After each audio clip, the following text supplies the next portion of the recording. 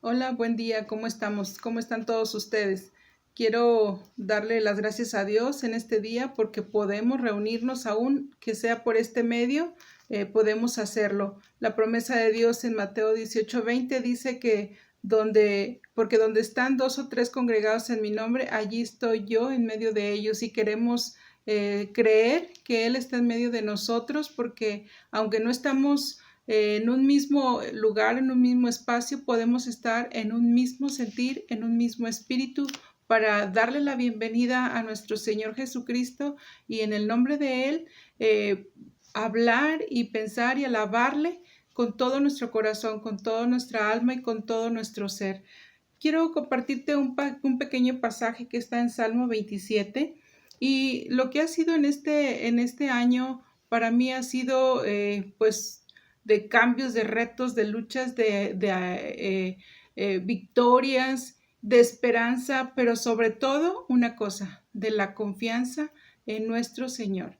Y a mí me alienta mucho, espero que también para ti sea de aliento este pasaje. Salmo 27 del 1 al 3. Jehová es mi luz y mi salvación. ¿De quién temeré? Jehová es la fortaleza de mi vida. ¿De quién he de atemorizarme?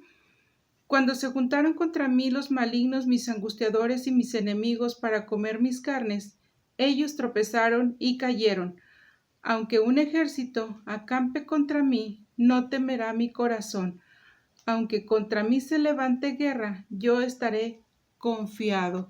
Yo quiero que esta palabra sea también para ti de esperanza y de aliento, porque igual a lo mejor no tienes enemigos o no tenemos un ejército que esté acampando alrededor de nosotros, pero nuestro Dios está con nosotros. A lo mejor en este tiempo de acechanza en contra de nuestra salud por la cuestión que reina o que está ahorita predominando en nuestro estado, en nuestro país y en el mundo entero, y que está así como lo sentimos como un valle de sombra de muerte, pero en nuestro Dios podemos estar confiados.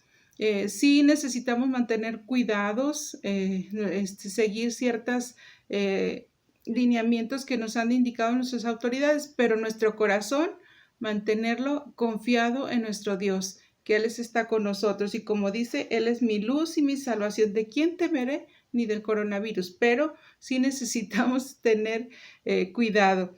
Y dice, al final dice en el 3, aunque contra mí se levante guerra, yo estaré confiado, que en tu corazón prevalezca la confianza en las promesas, en la seguridad, en el amparo, en el abrigo de nuestro Señor.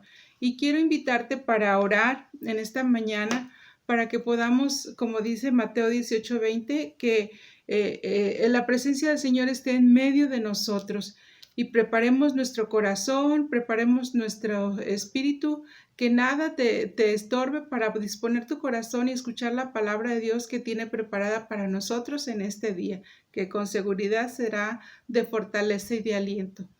Vamos a orar.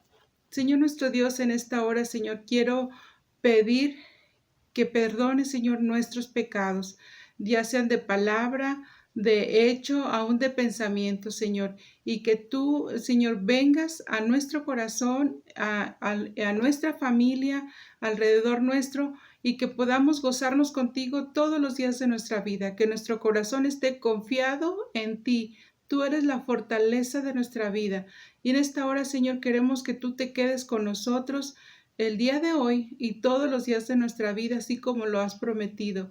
Padre, en el nombre de Jesús pedimos que prepare los corazones de aquellas personas que van a escuchar tu palabra el día de hoy y que pueda caer tu palabra en una tierra fértil y que esta semilla de tu palabra produzca fruto a 100 por 1, que esta palabra traiga aliento, fortaleza a nuestro corazón y con toda seguridad tú serás quien traiga paz y gozo en nuestros corazones. En el nombre de Jesús. Amén. Y amén. Pues eres bienvenido y alégrate y gózate en medio de la alabanza junto con nuestro Señor y prepara tu corazón para su palabra.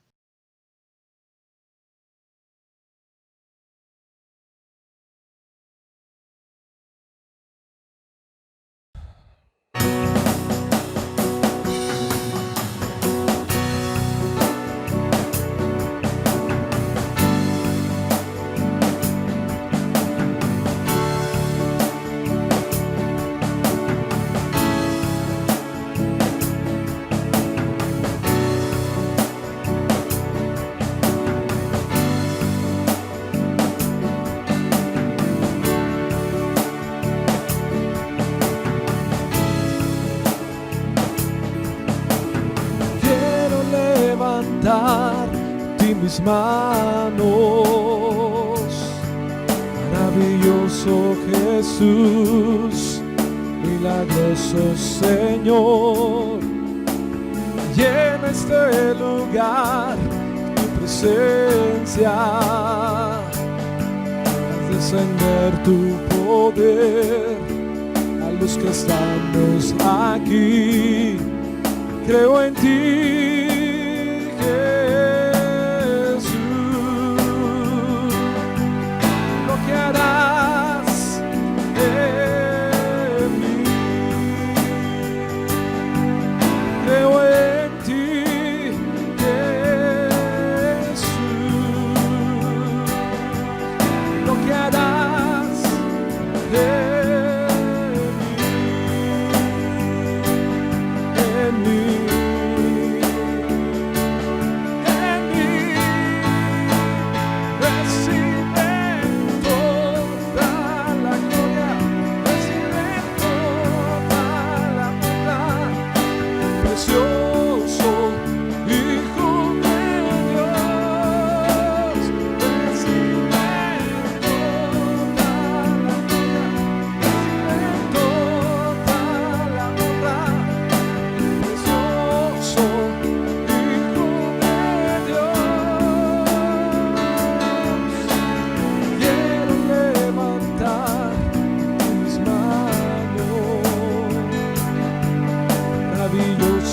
Jesús, milagroso Señor, llena este lugar de tu presencia. Haz descender tu poder los que estamos aquí. Creo en ti, Jesús, lo que harás en mí. Creo en ti, Jesús, lo que harás en mí.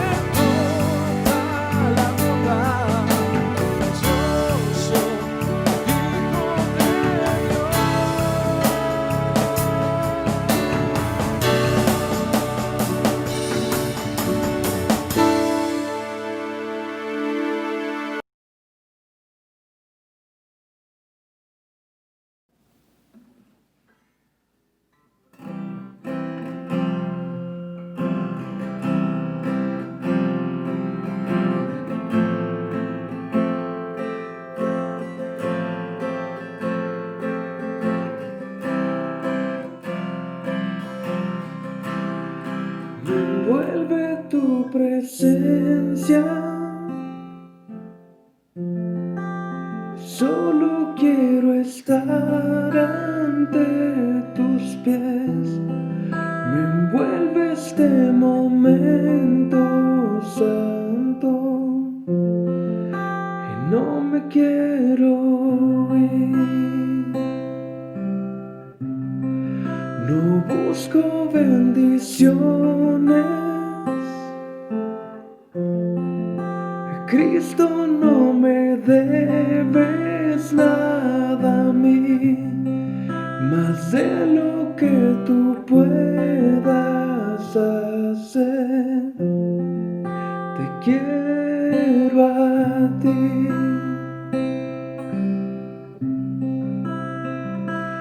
Lo siento por andar por sentimientos, lo siento por cantar sin adorar. Llévame hasta el inicio, abro mi corazón a ti.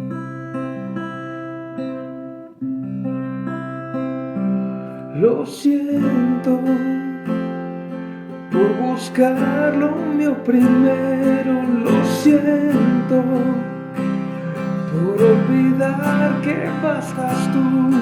Llévame hasta el inicio, abro mi corazón a ti.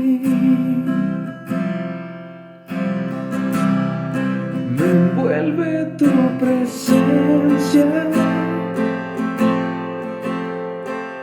Solo quiero estar ante tus pies.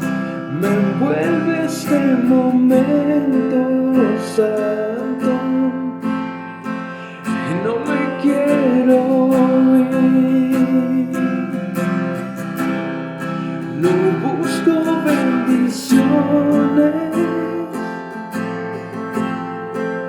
Cristo, no me debes nada a mí, más de lo que tú puedas hacer. Te quiero a ti.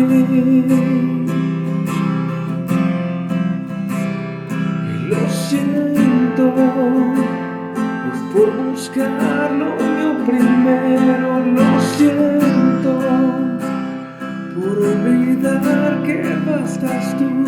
Llévame hasta el inicio, abro mi corazón a ti.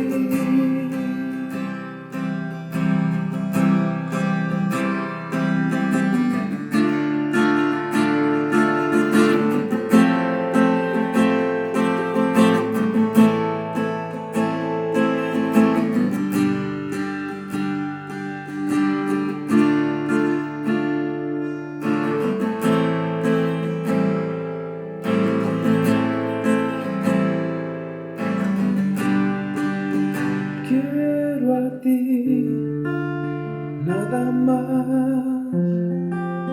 nada más, no bastará. Te quiero a ti, nada más, nada más, nada bastará. Te quiero a ti. Nada más, nada más, nada bastará. Te quiero a ti. Nada más, nada más, nada bastará. Te quiero a ti. Nada más, nada más, nada bastará. Te quiero a ti. Nada más, nada más, nada bastará.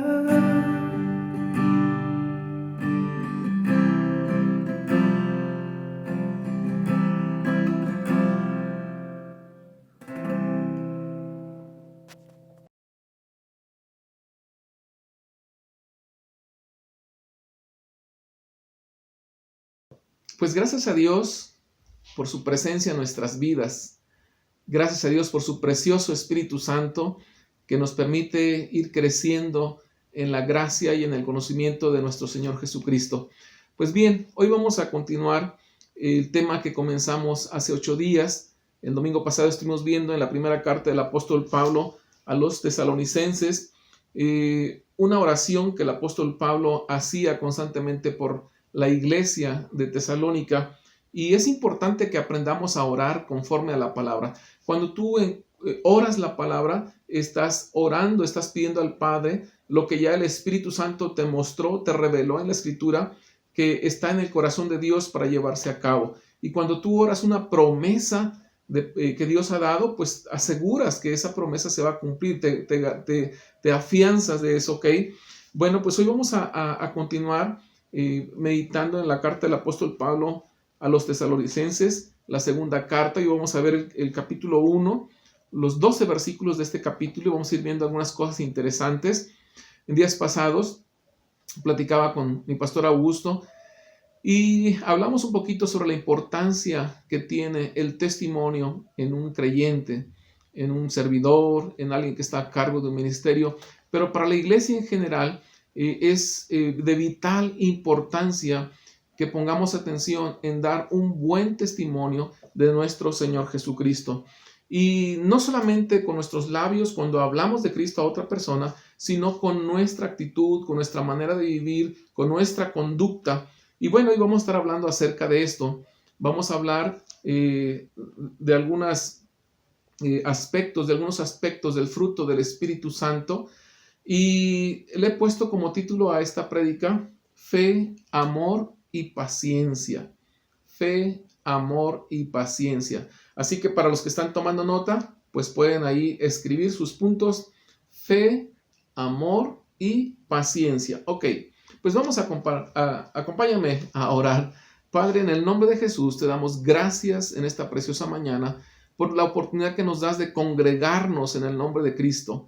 Gracias porque podemos ser parte de tu familia. Gracias por el llamado que tú has hecho a nuestros corazones. Y gracias porque tu Espíritu Santo ha provocado en nosotros una respuesta para poner nuestra confianza en ti.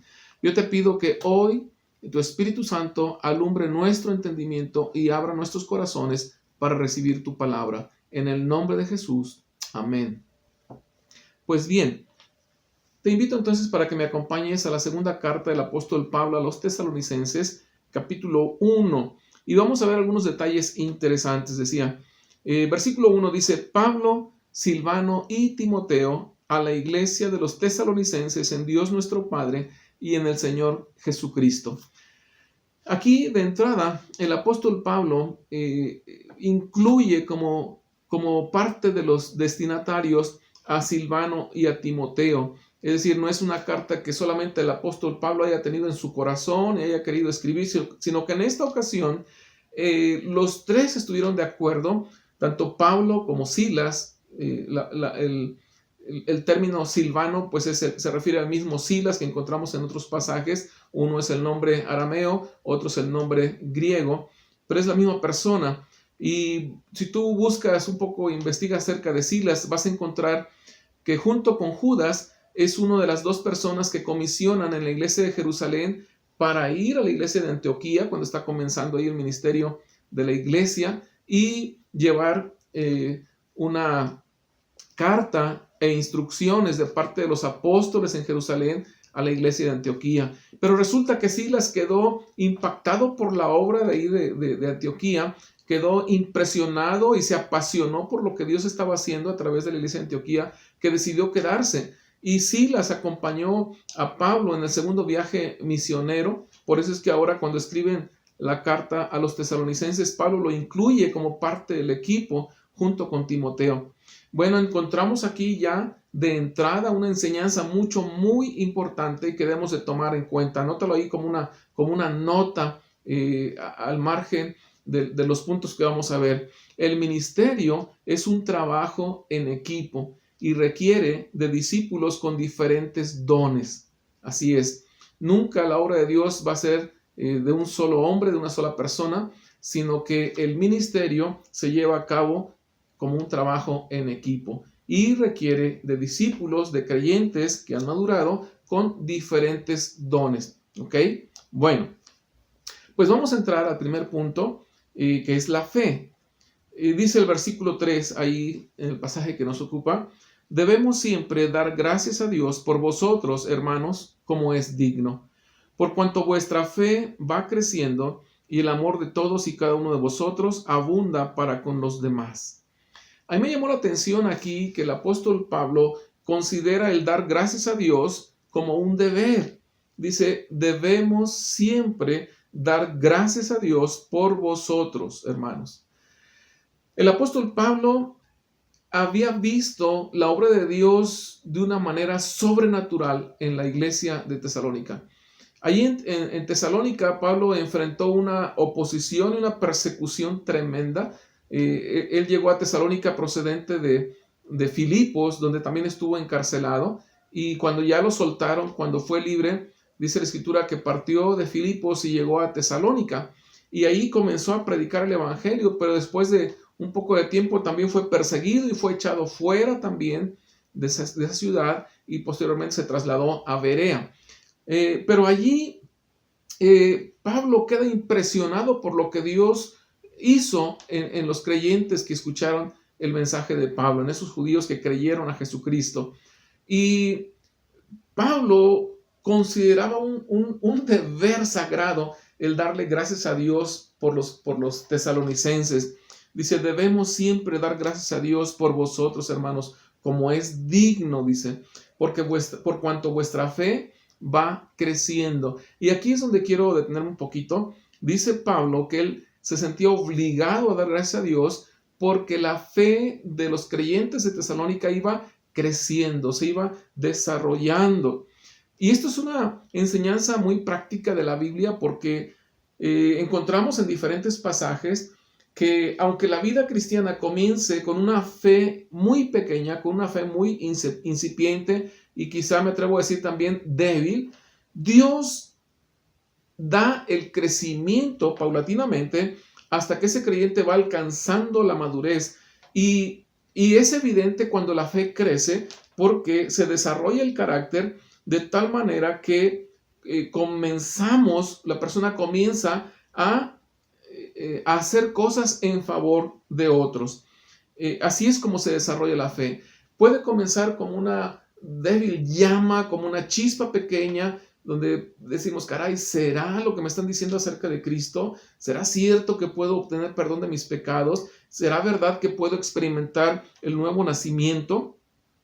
Pues la Biblia nos enseña que así es la fe. La fe dice que se compara con un grano de mostaza. Jesucristo dice, si tuvieres fe como un grano de mostaza, diréis a este monte, quítate y échate en el mar, dice, y los va a obedecer. Vamos a ver un pasaje al respecto. Quiero que me acompañes al capítulo 13 de Mateo. Mateo capítulo 13, el versículo 31. Y vamos a leer también el 32. Dice, la siguiente es otra ilustración que usó Jesús. El reino del cielo es como una semilla de mostaza sembrada en un campo. Es la más pequeña de todas las semillas, pero se convierte en la planta más grande del huerto.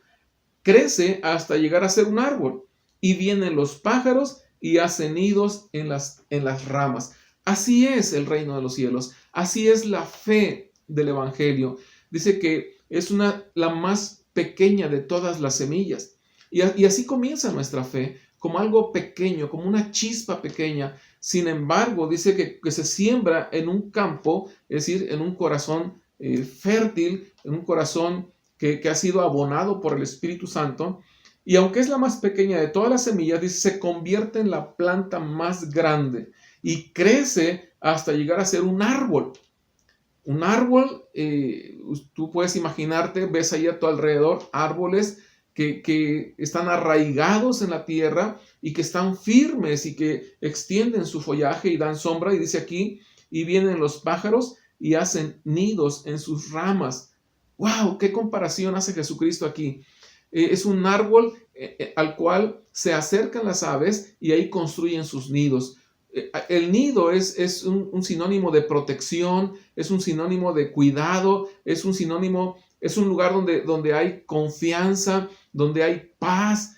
Y así es la persona cuya fe se ha desarrollado hasta convertirse en un árbol fuerte, vigoroso y frondoso, donde alguien más puede venir y encontrar cobijo, encontrar protección, encontrar alivio y paz en ese lugar.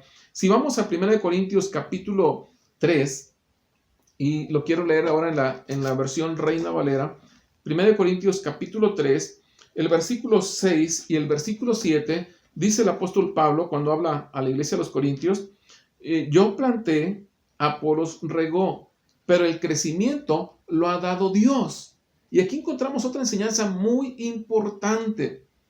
Dice que Apolos regó la fe. Él regó esa semilla que había sido sembrada en el corazón de los creyentes de Corinto. Dice, yo planté, dice el apóstol Pablo, yo deposité la semilla, yo llegué por primera vez con ustedes para predicar el evangelio y Apolos regó, pero el crecimiento lo ha dado Dios. ¿Con cuánta razón el apóstol Pablo acá, cuando escribe a la iglesia de los tesalonicenses, dice: yo debo dar gracias siempre a Dios porque su fe va creciendo? Esto quiere decir que Dios ha estado involucrando, que Dios no los ha abandonado, sino que Dios ha dado el crecimiento.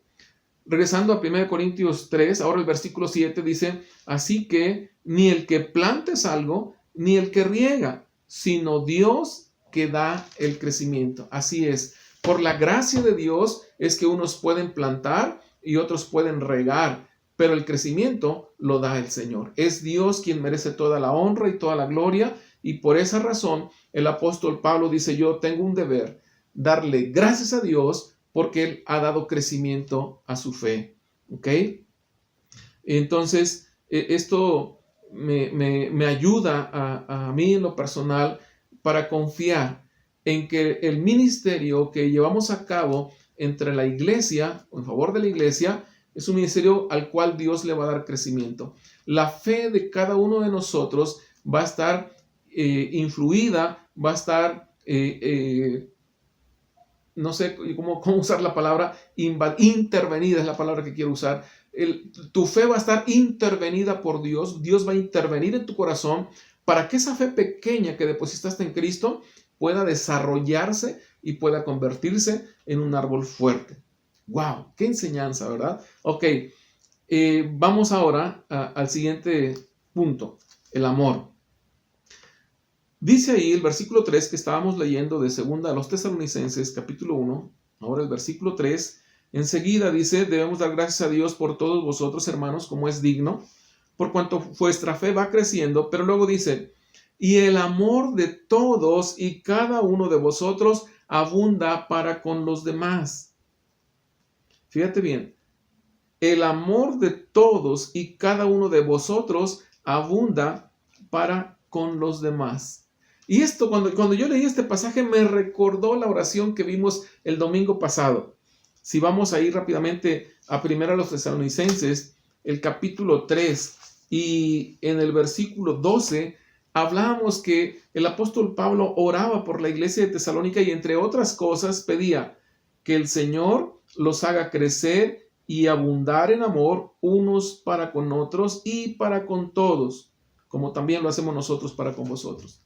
No tengo el dato de cuánto tiempo transcurrió entre la primera carta y la segunda carta del apóstol Pablo a Tesalónica, pero lo que sí dice la Escritura es que a estas alturas el apóstol Pablo se sentía un deber de darle gracias a Dios por la fe de ellos que iba creciendo, pero también por el amor de todos y cada uno de ellos que abundaba para con los demás.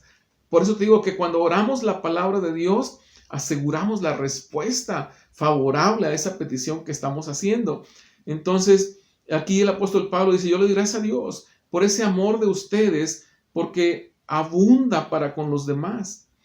Y si bien es cierto que llegamos a Cristo con una fe pequeña, una fe débil, y llegamos también en medio de una necesidad apremiante, y como que decimos: Señor, como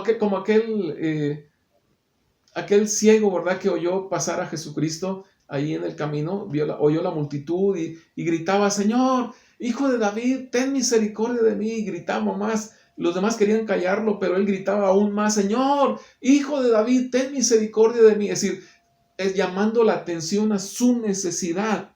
Y tú puedes imaginarte, yo creo que igual así llegaste a Cristo, ¿no? Así llegamos a los pies de Cristo, como llamando la atención, con muchas flechas apuntando hacia nosotros. Señor, mira mi necesidad. Ok, bueno, pero una vez que Cristo entra en nuestro corazón y comienza a hacerse cargo de nuestra vida, cuando le damos la oportunidad a Cristo de que Él reine en nuestra vida, todo eso se va transformando. Y podemos ver varios ejemplos en la Escritura. No vamos a ir ahí para leerlos, pero los vamos a recordar. Yo estoy seguro que tú has leído los pasajes. Recordemos al hijo pródigo. El hijo pródigo pidió y reclamó su herencia.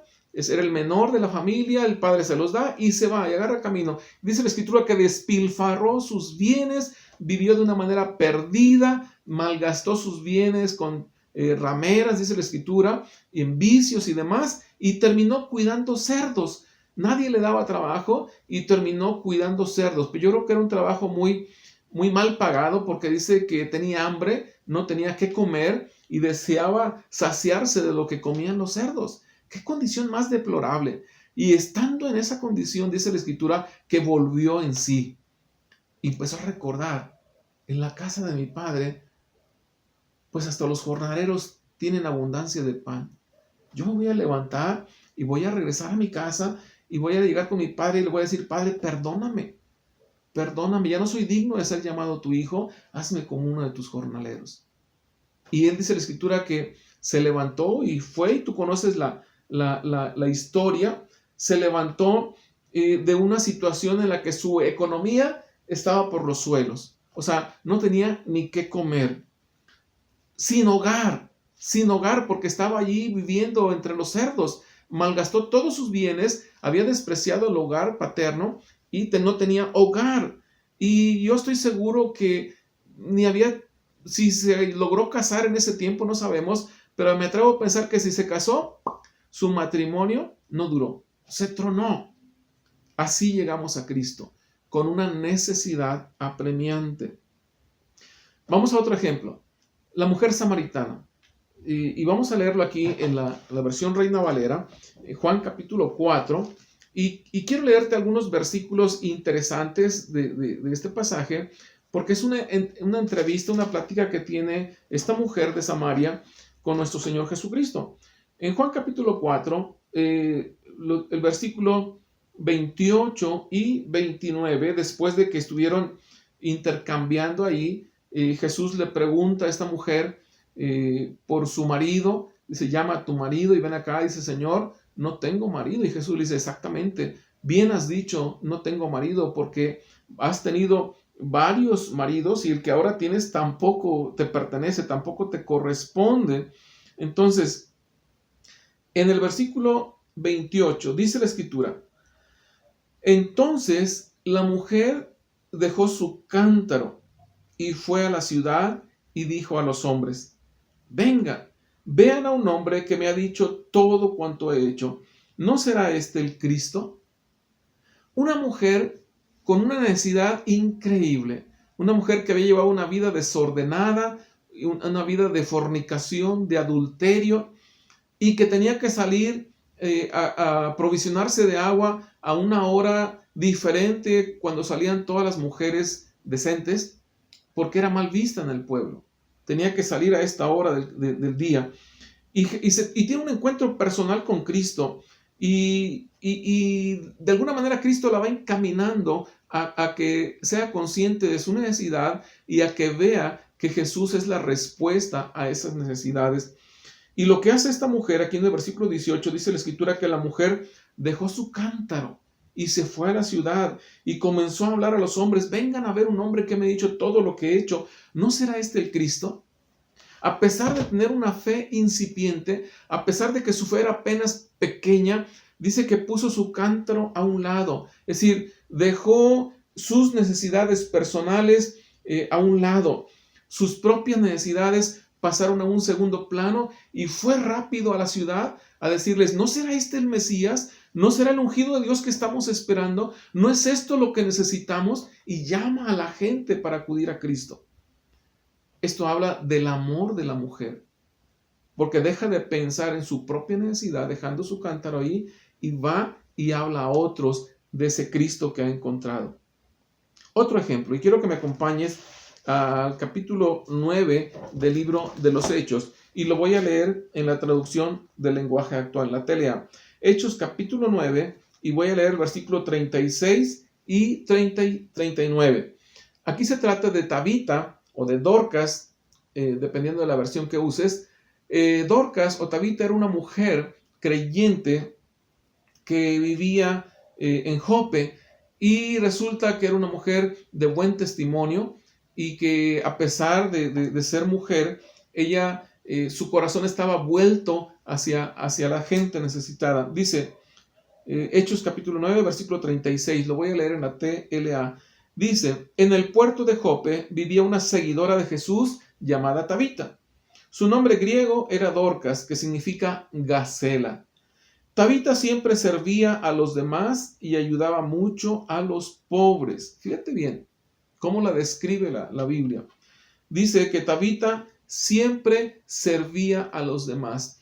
Era una seguidora de Jesús, era discípula de Cristo, pero ya no estaba así, Señor, mira mi necesidad, Señor, ten misericordia, con todas las flechitas para acá, ¿verdad? Sino que dice la Escritura que aquí nos la describe como una mujer que siempre servía a los demás, siempre estaba viendo las necesidades de otros y dispuesta a servir.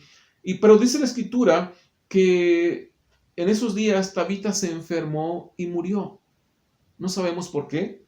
Sin embargo, bueno, dice la Escritura que Pedro estaba en una ciudad cercana al puerto, en la ciudad de Lida, y mandaron traer a Pedro. Y cuando Pedro vino, dice que fue a Jope con ellos, y al llegar, versículo 39, lo llevaron a donde estaba el cuerpo de Tabita. Ya estaba ahí el cadáver.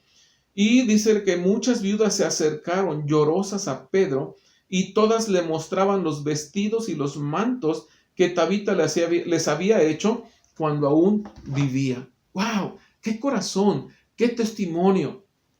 Yo me quedo pensando, ¿cuál va a ser nuestro legado cuando partamos de esta tierra? ¿Cómo nos va a recordar la gente? ¿Nos recordará con un corazón generoso como el de Tabita? ¿O nos recordará como alguien tacaño que no quiere, no, solamente para acá, sin ver las necesidades de los demás? Dice el apóstol Pablo, regresando acá a los Tesalonicenses capítulo 1, versículo 3, el apóstol Pablo dice que él daba gracias siempre a Dios por el amor de todos y cada uno de los de la iglesia de Tesalónica, porque su amor abundaba para con los demás. Entonces, cuando llegamos a Cristo, sí llegamos en medio de mucha necesidad, pero una de las señales que hemos madurado, una de las señales que evidencia que hemos crecido en la fe, es que el amor nos hace ver las necesidades de otros. Ya las flechas no están para acá, hacia nosotros, mírenme, necesito esto y aquello, no, sino que ahora comienzo a ver las necesidades de otros. Por cierto, quiero felicitarlos a los que se han puesto de acuerdo y han movido en su corazón para venir por algunas despensas y entregar a gente necesitada de ahí, de la comunidad. Les felicito de veras. Esto Dios no lo pasa desapercibido, así que felicidades a los que han visto las necesidades de otros y han puesto en evidencia su amor por los demás. ¿Ok? Sigamos adelante. En el versículo 4 dice el apóstol Pablo aquí que daba gracias no solamente por su fe y por el amor de esos creyentes, sino que también dice, he llegado al punto, dice el apóstol Pablo, versículo 4, que nosotros mismos nos gloriamos de vosotros en las iglesias de Dios. Es decir, el apóstol Pablo veía con tal agrado a la iglesia de Tesalónica que hablaba bien de ellos en otras iglesias. Fíjate lo que decía, por vuestra paciencia y fe en todas vuestras persecuciones y tribulaciones que soportáis. ¡Wow! Pablo hablaba bien no solamente de la fe de los de Tesalónica, no solamente del amor que mostraban, sino de la paciencia que manifestaban en las persecuciones y en las tribulaciones. Y me llamó la atención aquí cómo lo escribe. Por vuestra paciencia y fe en todas vuestras persecuciones y tribulaciones que soportáis. No dice, no es que hable de su paciencia en las tribulaciones de las cuales ustedes se quejan. No, Pablo no oía quejas de ellos, sino que veía la fortaleza de su fe, la perseverancia en su amor y sobre todo la paciencia en medio de las dificultades. Estaba viendo en el diccionario que la paciencia es una actitud, fíjate. La paciencia es una actitud del corazón que hace posible soportar contratiempos y dificultades mientras alcanzamos la meta. Es una actitud del corazón. Obviamente es provocada por el Espíritu Santo. Y la paciencia se contrapone a la ira. La paciencia es ese carácter que puede esperar, que puede soportar sin quejarse los contratiempos y las dificultades mientras se obtiene la meta que está buscando. Y se contrapone a la ira. Esto contrasta con aquel que desespera y comienza a gritar y a decir, y hay mucha gente que se enoja fácilmente. Yo no sé cómo nos describiría el apóstol Pablo si nos describiera una carta, ¿cómo nos diría? ¿Así? ¿Igual? Gracias a Dios por su paciencia. O nos diría, a ver, estoy viendo que son de mecha corta. Mira, aquellos otros ni mecha tienen. El apóstol Pablo veía a la iglesia de Tesalónica y dice, estoy asombrado de su paciencia y ahora me glorío, dice, nosotros mismos nos gloriamos de ustedes en las iglesias de Dios por su paciencia, porque han aprendido a soportar las tribulaciones, han aprendido a sortear las dificultades sin quejarse. Ahora, hay un pasaje muy conocido y quiero que lo veamos. Ese es el pasaje de Santiago. Y quiero que vayamos ahí rápidamente. Santiago, capítulo 1. Y vamos a ver el versículo 3. Dice, ustedes saben que siempre que se pone a prueba la fe, la constancia tiene una oportunidad para desarrollarse. Constancia es otra manera de traducir la palabra paciencia. Si usamos paciencia en vez de constancia, diría, ustedes saben que siempre que se pone a prueba la fe, la paciencia tiene una oportunidad para desarrollarse. Estoy leyendo Santiago 1.3 en la Nueva Traducción Viviente, en la NTV. Así que cada prueba es una oportunidad para que la paciencia se desarrolle. Así que esta situación que estamos viviendo a nivel mundial es una oportunidad para que nuestra fe se desarrolle aún más, para que nuestra fe crezca y se haga evidente a través del amor, porque es un tiempo de ser generosos para los que están en necesidad, pero también es un tiempo para ejercitar y para desarrollar nuestra paciencia. Y luego, versículo 4 dice, así que dejen que crezca la paciencia, pues una vez que la paciencia se haya desarrollado plenamente, serán perfectos y completos y no les faltará nada. ¡Wow! ¡Qué enseñanza! Así que con razón dice Santiago, no se sorprendan. Pedro dice esto, no se sorprendan del fuego de prueba que ha venido. Y Santiago dice aquí, gócense cuando vengan las pruebas, porque las pruebas constituyen una oportunidad para desarrollar la fe, para hacer evidente el amor, pero también para desarrollar la paciencia. Y cuando dejamos crecer la paciencia se desarrolla también, dice, plenamente, y entonces somos perfectos y completos y no nos faltará nada. Esto me recuerda al Salmo 23, en el versículo 1. Dice la versión Reina Valera, tú lo has de saber de memoria, Jehová es mi pastor, nada me faltará. ¡Wow! ¡Qué promesa! ¡Qué promesa! Pero déjame decirte algo. Nada te faltará siempre y cuando tengas una paciencia completa. Ahí te la dejo de tarea. Para que es una pepita de oro que encontré mientras preparaba esta prédica. Mientras el Salmo 23, versículo 1 dice, Jehová es mi pastor, nada me faltará. Santiago 1, versículo 4 dice que cuando la paciencia se desarrolla completamente, entonces estamos completos y no nos faltará nada. Así que si quieres que la promesa del Salmo 23 se haga realidad en tu vida, aprende a ser paciente. Deja que tu paciencia se desarrolle. Agrégale más mecha a tu corazón, a tu carácter, de manera que aprendas a ser paciente. Todos estamos aquí, yo aquí como dice mi pastor, tengo un espejo y me estoy predicando a mí mismo primero. Ahora, dijimos que el Salmo 23.1 se cumple cuando somos pacientes y cuando la paciencia se desarrolla completamente. Así que tú puedes ver si estás completo o te falta por ahí algo. Ok. Ahora, la palabra paciente viene del latín pati, que significa sufrir. Otra manera de traducir paciente es el que sufre. Por eso se le llama paciente a un enfermo en un hospital. En los términos médicos se refiere a los pacientes. Los pacientes son los que sufren la enfermedad, ¿ok?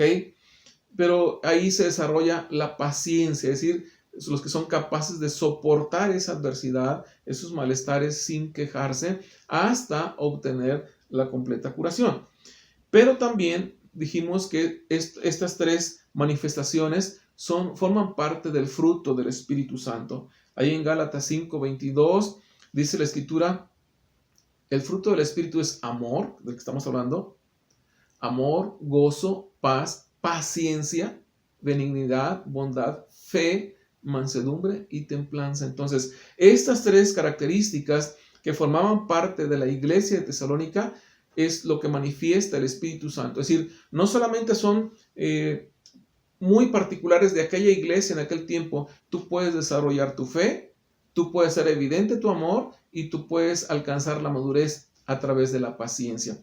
Así que dice el apóstol Pablo, termina este capítulo 1 orando en el versículo 11 y 12, por lo cual, asimismo, oramos siempre por vosotros, para que nuestro Dios os tenga por dignos de su llamamiento.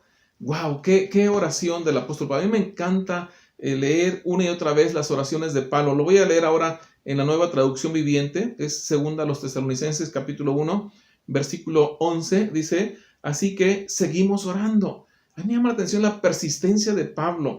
Estaba convencido de que el crecimiento lo da Dios, entonces pues constantemente está diciendo, Señor, interven de esta manera, métete aquí en este asunto y obra de una manera sobrenatural. Dice, así que seguimos orando por ustedes, pidiéndole a nuestro Dios que los ayude para que vivan una vida digna de su llamado y que Él les dé el poder para llevar a cabo todas las cosas buenas que la fe los mueve a hacer. Así que esto es una interacción del fruto del Espíritu en nuestra vida. La fe produce amor. La fe pequeña que comenzó como una semilla de mostaza crece y se hace grande y se robustece como un árbol y comienza a dar frutos de amor para los demás. Deja de apuntar su propia necesidad y comienza a ver las necesidades de los demás. Y de esta manera se ejercita también la paciencia y somos completos, alcanzamos madurez. Y el apóstol Pablo dice al final, versículo 2, entonces el nombre de nuestro Señor Jesucristo será honrado por la vida que llevan ustedes. O como dice la Reina Valera, para que el nombre de nuestro Señor Jesucristo sea glorificado en vosotros y vosotros en Él, por la gracia de nuestro Dios y del Señor Jesucristo. Uno de los documentos antiguos que contiene una confesión de fe en tiempos posteriores a la Reforma, dice el Catecismo Menor de Westminster, en la pregunta número 1 dice, ¿cuál es el fin principal del hombre? Y la respuesta enseguida dice, el fin principal del hombre es glorificar a Dios y gozar de Él para siempre. Bueno, el apóstol Pablo pedía que la iglesia de Tesalónica pudiera vivir de una manera digna del llamado que Dios había hecho para con ellos y que Dios les diera el poder de llevar a cabo cosas buenas que producía la fe en ellos. y también que Cristo fuera glorificado a través de ellos. ¿Te parece si terminamos orando de esta manera? Padre, te damos muchas gracias, Señor. Gracias por esta palabra que tú nos has hablado a nuestros corazones, por esta palabra fresca. Y pedimos, Señor, como el apóstol Pablo, que la fe de cada uno de nosotros pueda crecer, que nuestro amor, Señor, pueda abundar para con los demás y que nuestra paciencia se desarrolle de tal manera, Señor, que seamos fortalecidos. Pedimos de tu gracia y pedimos de tu poder, de tal manera que podamos vivir, Señor, de manera digna del llamado que nos has hecho, Señor. Queremos glorificar el nombre de Cristo. Queremos darle a Dios la honra y la gloria en nuestras vidas, Señor. Queremos que nuestro testimonio impacte a los demás. Te doy gracias, Señor, por aquellos que esta semana decidieron dar con generosidad y mostrar así su fe y mostrar así el amor por los demás. Yo los bendigo en el nombre de Jesús, Padre, y te pido que tú multipliques este sentir, que tú pongas este mismo sentir en toda nuestra congregación. Gracias por la vida, Señor, de cada uno de los que forman parte de Amistad Manantial de Vida. Yo te ruego que del cielo derrames bendición hasta que sobreabunde, Padre. Gracias, Padre. Yo te ruego que si hay alguien que está con su fe todavía pequeña, débil, incipiente, tú los fortalezcas de tal manera que su fe se desarrolle y crezca, como has prometido en tu palabra, Señor. Te ruego que produzcas amor y, Padre, te pido que produzcas paciencia. Enséñanos a ser pacientes, Señor, en el nombre de Cristo Jesús. Amén y amén. Que el Señor me los bendiga y hasta la próxima.